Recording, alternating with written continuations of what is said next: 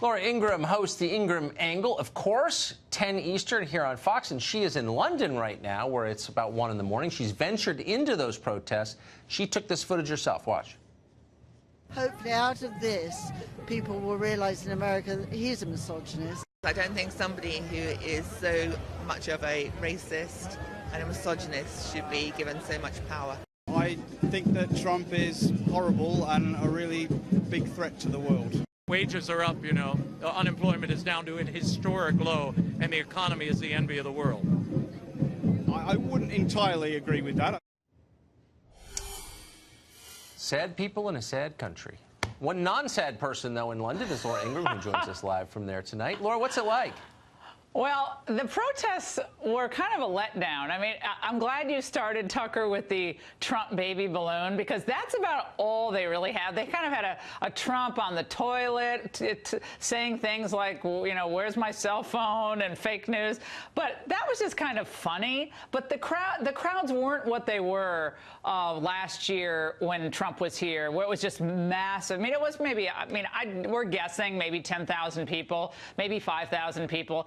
But the strange thing about it is that there was not really a substantive criticism so much of Trump. And they just say, racist, misogynist, he's a bad person kind of criticism. It's more like it's like an orthodoxy and ideology of the left to reflexively be against him. And after a while, it just became rather comical, to tell you the truth. Now, Sadiq Khan, who's the grotesque mayor of London, has been in a kind of almost direct spat with the president for the last couple of days. What has he been saying? Well, his whole point is that Trump's values aren't London's values. And we talked to some actual, Brits today, people who were born here, grew up here, 25 miles outside of the city.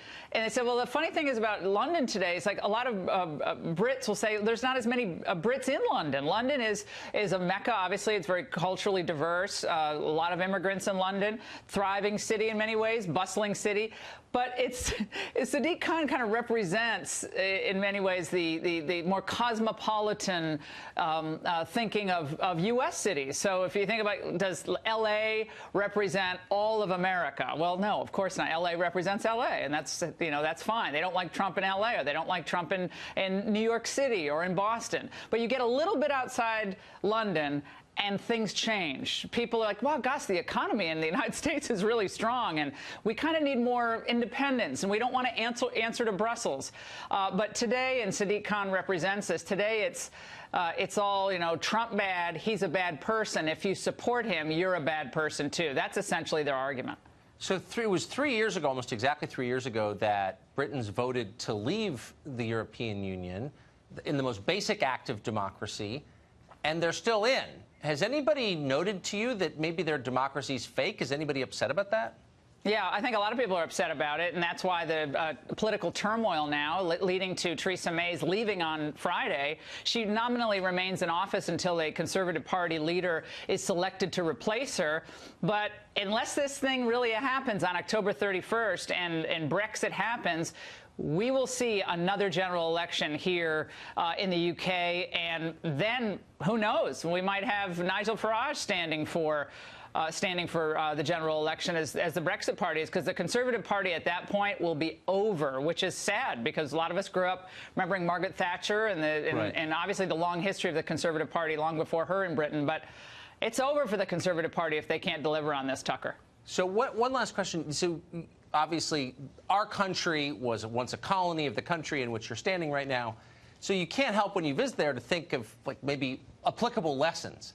Is there anything that you've seen that informs the way you feel about our country, lessons that we should be learning? Yeah, as much as we complain, Tucker, about our representative democracy, and the will of the people is too hard to enact, and we're too distant from Washington. Well, that's true, but compared to the parliamentary system, where it moves at a glacial pace, and it's really difficult to break through, as Farage, frankly, did with this Brexit party. Be glad that you're in the United States, where every 4 years you actually have a meaningful choice, and every 2 years you can choose your representatives locally, because they're having a heck of a time here, actually enacting the will of the people on a fundamental issue of independence and sovereignty. I don't think anybody even understands the parliamentary system. I certainly don't. I'll admit it. And I'm off Laura to Ingraham. Normandy. I'm off to Normandy, Tucker, tomorrow to interview the president. I do understand that, and that's it's wonderful you're going there. I'll watch. Thank you, Laura Ingraham. Thanks, Tucker. In the UK.